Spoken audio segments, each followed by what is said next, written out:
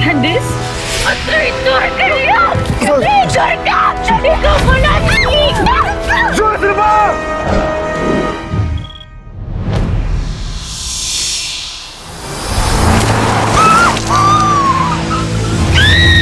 Kung ikaw, tignan mo yung ginawa mo sa akin. Tignan mo yung uniform ko. Kasi naman, napakakapal ng tint ng sasakyan mo tapos naka-shades ka pa. Mukha kang bangaw. Kasi may dashcam ako eh.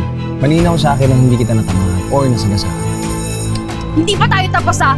Naku, wag lang talaga tayo magbangga ng landas kasi lagot ka talaga sa akin. Intindihan mo yon? Bangaw! May bago kayong kaklase. I hope you all be friends, okay? Hindi yung sinasabi ko sa yung driver ng sasakyan na nakatalisik sa akin ng putik na to. Rom, pwede kang umupo sa tabi ni Miss Guzman. Kanina ka naman eh. Ikaw yung nauna sa akin ha. Naggagano ka ng suka, hindi ka naman dapat. Ikaw naman kasi... Babae na kayong patulad? Lalong gumagawa po yung boyfriend mo. Hey, Julie. Nagkumain mo. Kumusta practice? Okay naman. Okay naman? Sis, Sorry. pare bulag ka ba? Bobo ka ate!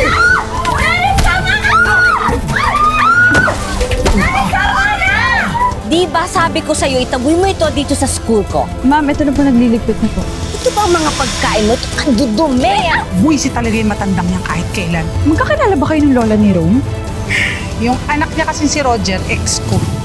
Pinag-iwalay kami kasi nga mahirap lang ako. Martina, ano ito narinig ko na may umaapit dito sa apo ko? Sila ba? Yan? Sila? Sila bang dalawa ang umaapit dito sa apo kong si Romulo? Mong duduruin ang anak ko ha. I should have known! Nakita lang kita sa labas ng opisina, alam kong ikaw ang dahilan ng kaguluhang ito. At ipinamanan pa pa dyan sa anak mo. Kung ano man na nangyari sa atin dati, huwag niyong idadamay ang anak ko. I'm a strong, independent woman. Kaya naman ikaw yung number one inspiration ko, Love Say. Uy, Terence, ano ba? Nasa public place tayo. Eh, girlfriend naman kita, di ba? May problema dun. Sabi ng wait lang! Ba't ka ba nangingialam? Girlfriend ko, di ba? Kung ayaw ng babae, dapat nire-respeto.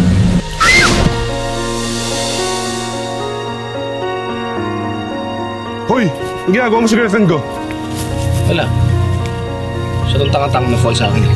Kapal naman ang mukha mo. Nalaglag ako. Ano yung English na nalaglag? Paul!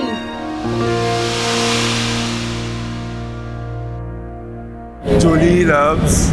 Gusto ko lang sana mag-sorry sa'yo sa nangyari kahapon. Mahal na mahal kita. Hindi kayang ibigay ni Jun si mga pangangailangan.